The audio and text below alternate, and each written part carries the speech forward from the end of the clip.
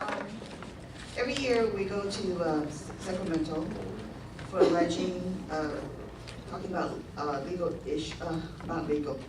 legislative days issue here. Every year we get a booklet like this telling us what's going on at the Sacramento Capitol, what issue we're fighting for. So today I'm going to introduce you to just a couple of our C.A.R. leadership because last time we went way over time, so we're going to cut it short and sweet to give you more information. So the first one I'd like to introduce to you is Tom Berge Jr. because he has a couple committees. He's not only a C.A.R. director, he has MLS Policy, California Realtor Expo Advisory. He's also an NR director and Ledge committee. But he has a very important role in Sacramento. He's a key contact for our representative up there. So welcome, Tom Jr. Thank you, Link. Good morning, everyone. Good morning. Good morning. How much time do I have? Half hour? 1 hour. Okay, so as Ling mentioned, we go up to Sacramento on behalf of you and all realtors and property owners throughout the state of California. And we lobby our assemblymen and senators to maintain private property rights and anything that threatens our industry. One of the first, we had several bills that we were concerned with, that C.A.R. was concerned with in Sacramento, that we were briefed on. In fact, I couldn't even attend the morning briefing because I had to run over to the Capitol to sit in on a couple of hearings on these bills that I'm about to talk about. The first one that we were talking about in Sacramento is AB 1164 Lowenthal. What it is they're proposing to allow a new super lien for unpaid wage claim disputes. And C.A.R. is opposing it because it threatens the availability of mortgage financing, it denies the due process to the owner of the property, and it unnecessarily clouds the title. Property owners are denied due process. It endangers, like I said, it endangers the availability of mortgage financing. It allows the employee's wage dispute to cloud the title on all property that is owned by the property owner. That includes their personal residence. There are already existing legal remedies for wage disputes between arbitration, grievance, lawsuits. We feel that the employees already have their due process, so they're able to resolve that through the current processes that are in place. So C.A.R. is opposed to this bill for obvious reasons. I think that it's a no-brainer. I don't know how anyone would vote in favor of that, but you just never know in Sacramento what these politicians are thinking. So hopefully our Assemblyman Ed Chow will vote in opposition of that bill if it comes to the floor for vote. The second bill that we are concerned with is AB 905. It's a private transfer tax. What this bill does is it creates a private transfer tax to fund environmental improvements to a property. We're opposing it because it forces a financial burden on future property owners of a property with no oversight, no accountability, and no limit on how long that the tax can be imposed, even years after the improvement has been paid for or for the useful life of the improvement has been exhausted. There's no connection between the fee and the actual cost of the improvement. There's no oversight on the entities receiving the funds. There's no cap on the collection or the duration of the fee. And FHFA regs won't allow it. The status of that bill is it's also currently in the Assembly and it could come to the floor for a vote. So again, hopefully our Assemblymen will oppose that bill as it comes to the floor. Actually, in regards to that bill, we found out subsequent to legislation day that the bill's author has decided to make it a 2-year bill and that essentially tables that bill until 2014. So we actually scored a victory on that bill. And that was due to our lobbying and making our positions known to our state assemblymen and senators while we were in Sacramento. The third bill that we were concerned with in Sacramento that affects housing is AB 1229. It's a rent control bill. C.A.R. is opposing AB 1229.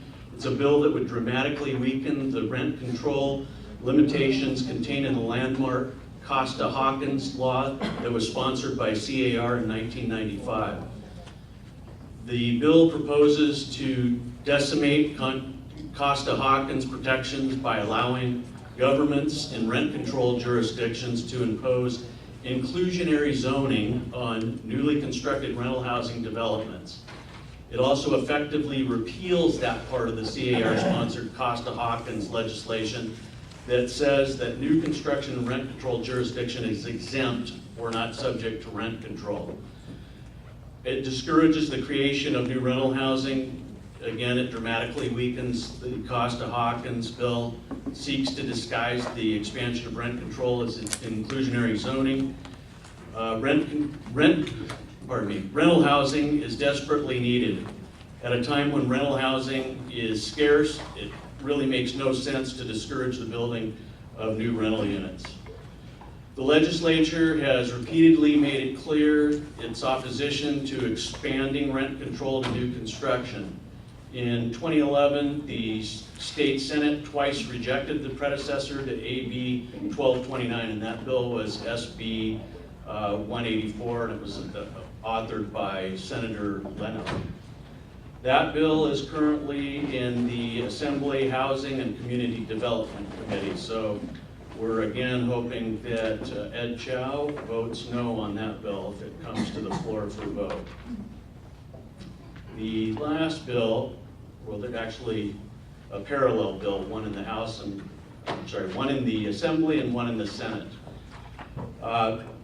This is the short sale debt forgiveness bills, AB 42 and SB 30. C.A.R. sponsoring AB 42 and SB 30, which will conform California law to the federal law, making it clear that debt forgiven in a short sale is not income. We're requesting that they remove these two bills from suspense. Fiscal committees vet proposed legislation with a price tag. They can consider bills and pass them individually. Often they place measures on the suspense file.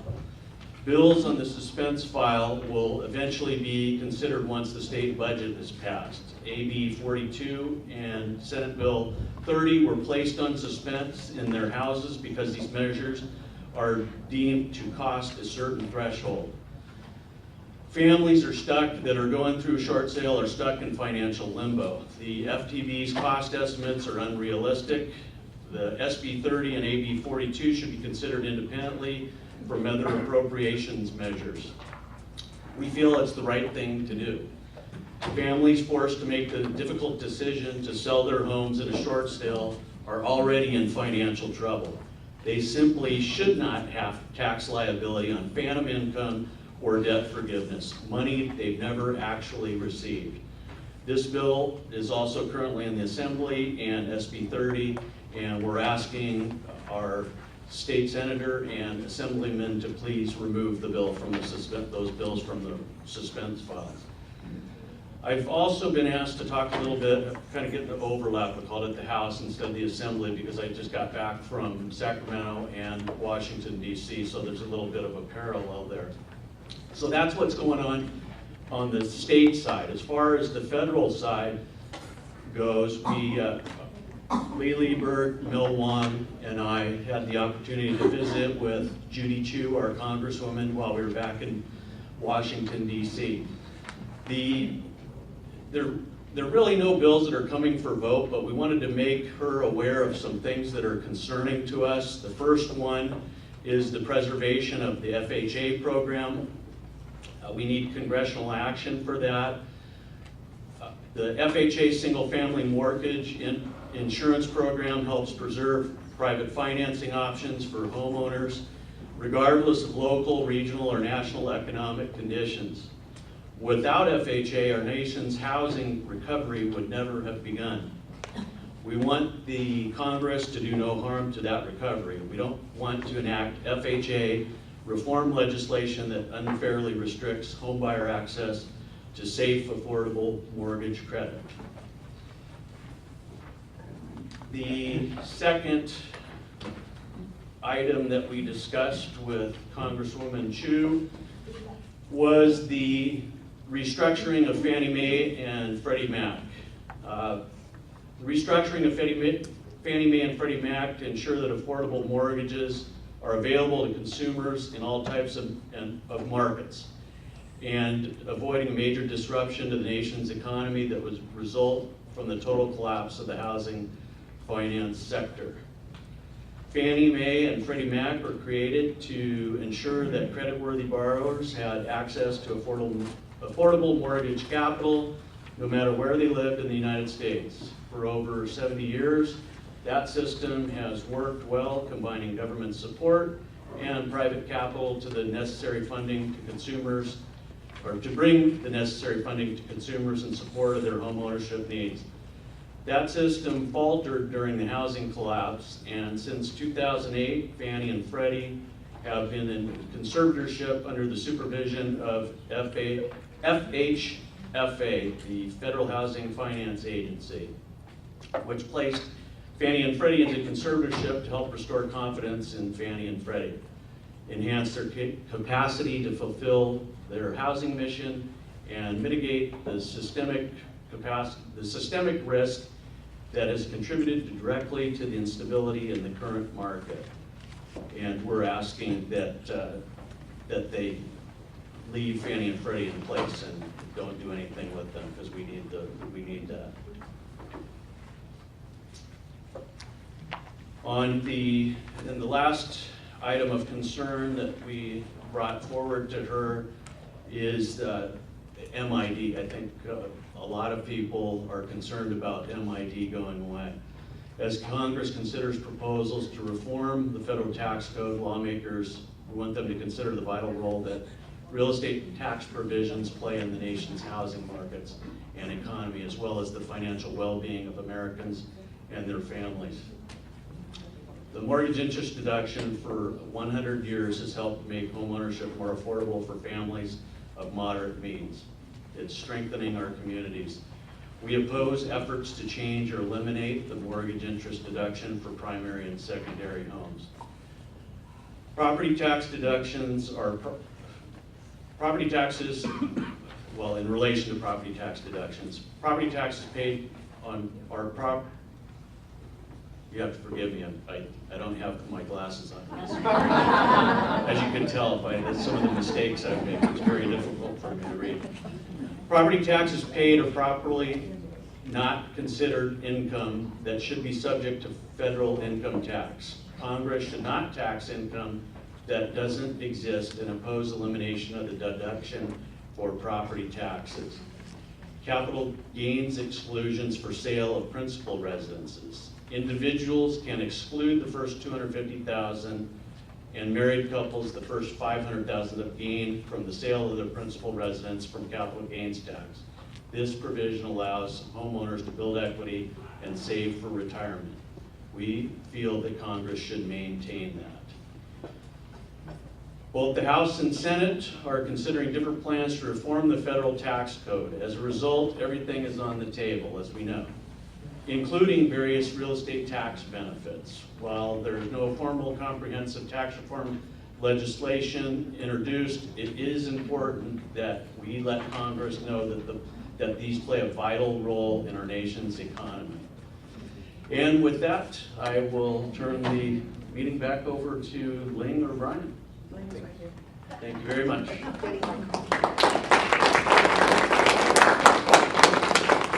Is it boring?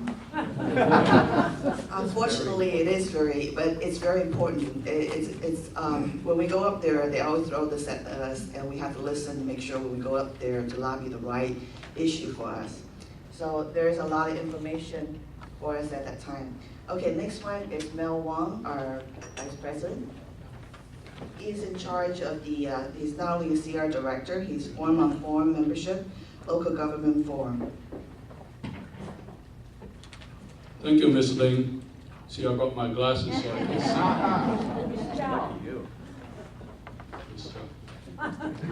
Ms. Regional Chair.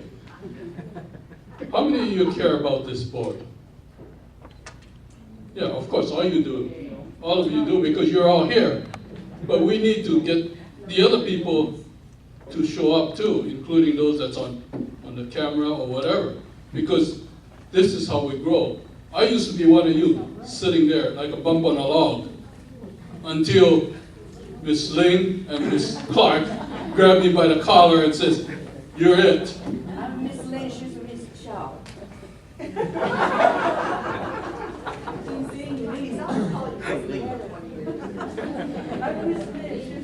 No, I said Miss Ling. Anyway, in Sacramento, I've attended a few sessions, nothing with action items, but the important thing I got taken away from there is I've learned a lot about how to predict and how to strategically plan for next year to better serve you, because that's what you get me here for. And I'm committed to going all the way for you. So, these things I need to motivate you to get all of you involved. And I mean not just sitting there like a bump on a log. You know what a bump on a log is? A hump. Anyway, also going to Washington, I came away with one real major session that I sat in on, which is called Rethink the Future of Real Estate. Because you're all here to survive and to thrive, and the market is picking up. David, you want to pass that out? Okay. This is the thing that the NAR leadership is focusing on this past year, because they're claiming that most the leaders do not listen to the constituents. You're the constituents. We want to hear from you, and we want to be able to take action as far as what you're saying. And the leadership feels that everything is just what they feel that they want to do, as far as the leadership in NAR. So they've had this study ongoing, so they're coming down to a conclusion now. So what is Rethink? Well, Rethink is the strategic planning, is a process that is continual. Answers can usually come organically. We have to keep improving and asking the right questions. Learning and engagement are strategic, and we need to create the space where they can happen. And that's where you guys come in too. To create change, we need to leverage our resources. And one of our largest resources is our members. That's you again. Conversation and thought are free. There is value in them, and they can influence action. So, how to do it? Help shape the future of real estate. In an ever-changing world, what is the future of the real estate industry in 5 to 10 years? You're not really thinking ahead because you're just going from day to day. But, until you take the position of leadership, then you start thinking, okay, what have I been sleeping on? What do I have to wake up to? Besides just going day to day. How will this impact consumers, including buyers and sellers, agents, brokers, and companies, NAR, state, and local associations? So we need to ask you to step up and to participate. In other words, they say, those that don't participate in shaping the future will have to live in the future they get. You guys understand what that means? If you don't help shape it, you're going to get what you get. Okay? So, asking you to step up is not a self-serving program. It's not for you to gain super riches or anything like that, or self-promotion. But for the rest of the members, this is what you're here for. So I challenge you to step up. Thank you.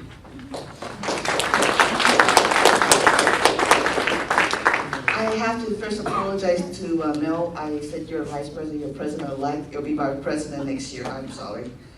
Mr. Wong. Okay, next one.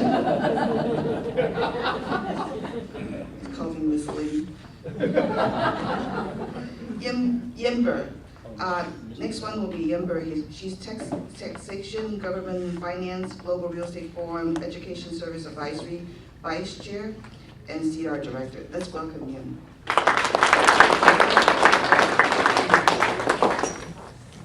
Thank you, Ling, and good morning, everyone. Good morning. As the regional rep for taxation and government finance, I had to report to the region of action items that were passed at the Taxation and Government Finance Committee.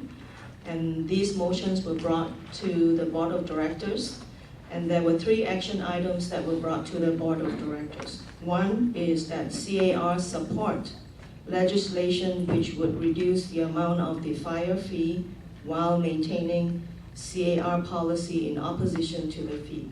And the background on this is for C.A.R. to support efforts to negotiate a reduction of the fire fee with emphasis to direct funds to local and state fire agencies rather than to the general fund. And the second action item was that C.A.R. oppose AB 561, which would impose a documentary transfer tax upon a 100% change in ownership. C.A.R. will oppose this bill, and that was passed by the Board of Directors. And the third action item that the committee brought to the Board of Directors was that C.A.R. oppose SB 391, which would impose a fee of $75 to record every real estate transaction, or every real estate instrument or document, not part of a sales transaction, to fund affordable housing. And C.A.R. is going to oppose this bill, and the Board of Directors passed this motion.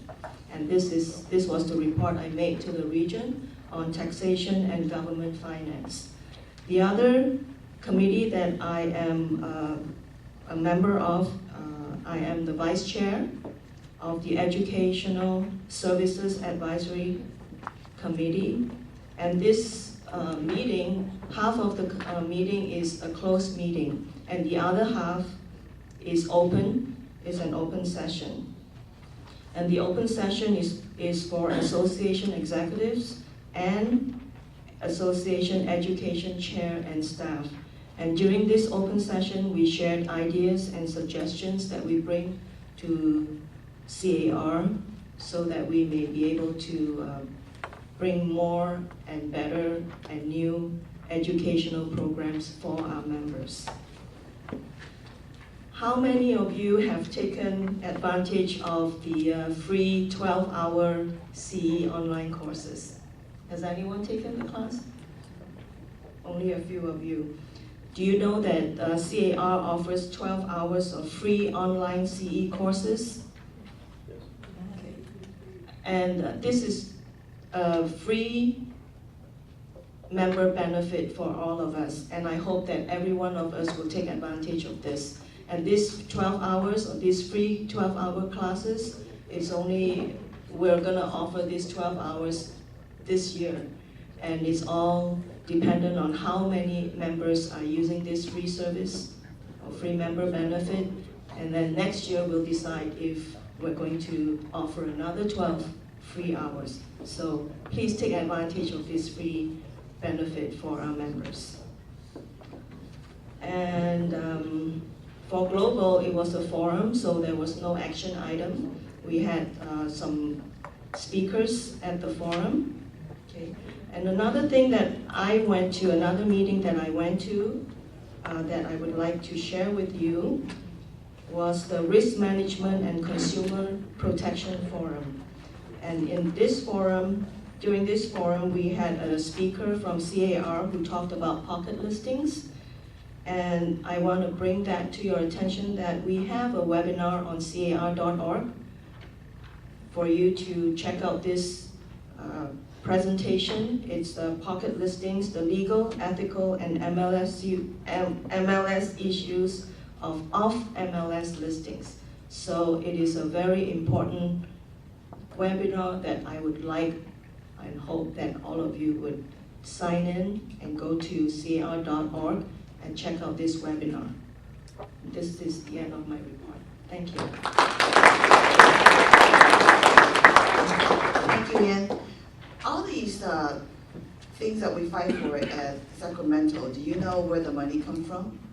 Where did we get the money to support all the issues that we're opposing or agreeing with? Do you guys know where that money comes from? Yes.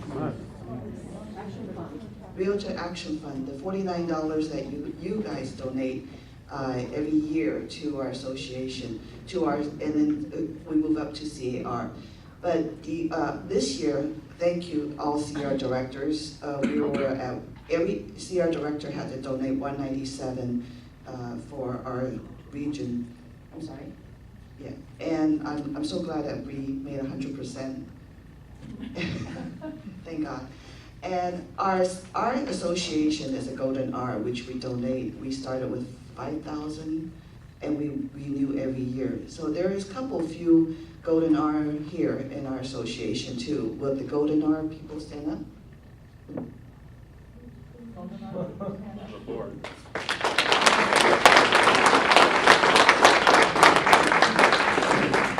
So this is the cost of doing business. Support your Realtor Action Fund next year when the membership comes up again. Please donate $49 to support all the issue that C.A.R. is fighting for you.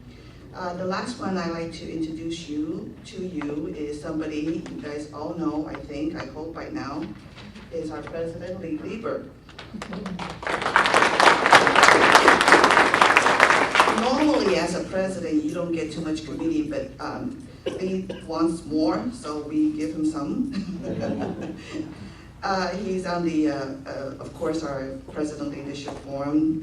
He is also our C.A.R. Director. He's on LEDGE. Welcome, Lee Lieber. Thank you, Ling. For the record, when I stood up for the Golden R, that was for the association. As being president, I wear the association's Golden R pin. So next year, when I don't stand up, don't be too critical of me. As Ling mentioned, I don't have the specific assignments, so I won't go into the detail that the other panel members went into. But I wanted to kind of talk in broader terms about what was going on in Sacramento. First of all, we had 2,300 realtors up there, and everybody that I talked to from Sacramento, from the offices, all the staff, they were really, if not overwhelmed, they were certainly impressed by the turnout that we had and the numbers that we brought with us. In fact, can I have everybody stand up that went to Sacramento? Because we took about 20 people, 22 people. So give them a round of applause. Thank you. Mostly our directors and then our LEDGE committee members. Yin mentioned the ethical issues, and that was probably the overwhelming tone of the conference. Pocket listings, a lot of different types of shenanigans, for lack of a better term, that's going on in the marketplace.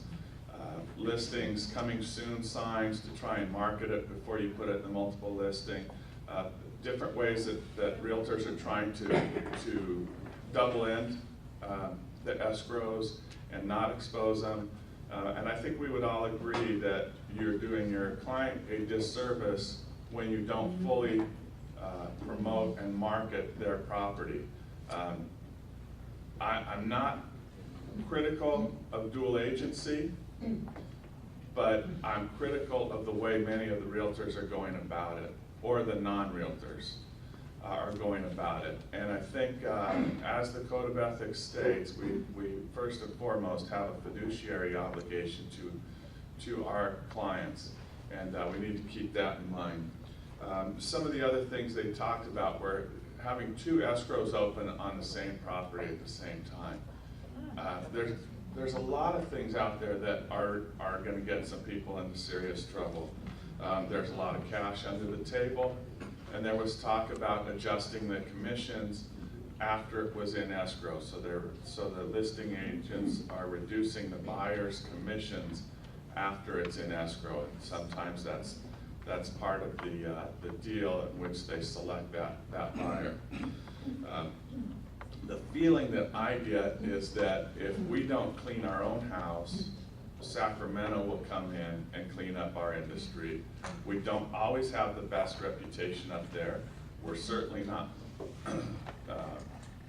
popular with the current governor. And I think we really owe it to ourselves, and we'll be much better for it if we do clean our own house and can police some of these issues without forcing the DRE to get involved. The DRE is becoming the BRE. You've probably heard that before, but they're moving the Department of Real Estate under the Consumer Affairs. They've promised us very few changes. We hope that they live up to that, but that remains to be seen. Tom mentioned among the bills a super lien that would affect all property owners, particularly employers. They can attach a lien to your house, to your business, and there really isn't a due process prior to this. So if you're interested in this issue, let me know, because we're talking about forming a broader coalition to oppose this, not just realtors, but going to the chambers of commerce and getting other people involved.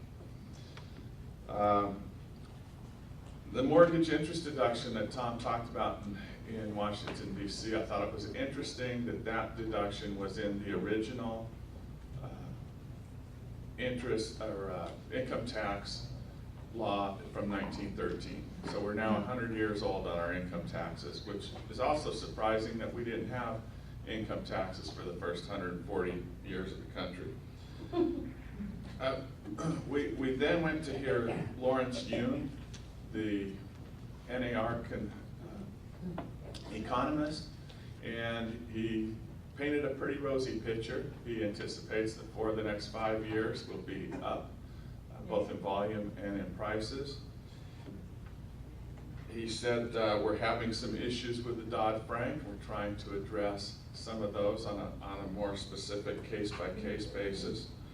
One of the issues that was present back at NAR was not only the tight capital market and limited access to capital, but primarily among the smaller builders and contractors and the bridge loans and those types of loans that are going to be critical for us to address our supply issues need to be remedied. Then they also brought in Dr. Levon Henry, who sits on the Federal Reserve from Missouri. As you know, those are regional. And it was interesting to hear him say, he told us that interest rates are going to stay down for 2 more years. I thought that was great news. He also then threw the disclaimer in that was what he was told to say. So that was a little concerning, but he said, reading the tea leaves of the members that vote, he's confident that it will stay down. He said they're more worried about deflation right now than inflation. Core inflation, according to him, is at 1.9%. They want it to be above 2%, and they're more concerned about it going down than getting out of control at this point. He also said that they were not going to be inclined to make any changes until unemployment comes down. Their target is 6.5%. So we probably do have some time on both of those fronts. But overall, there were 2 very productive conferences, and perhaps in the future, President's message, I'll go into a little more on the personal side of some of these and what else was going on. But it was they were very productive conferences, and I thank you all for sending us.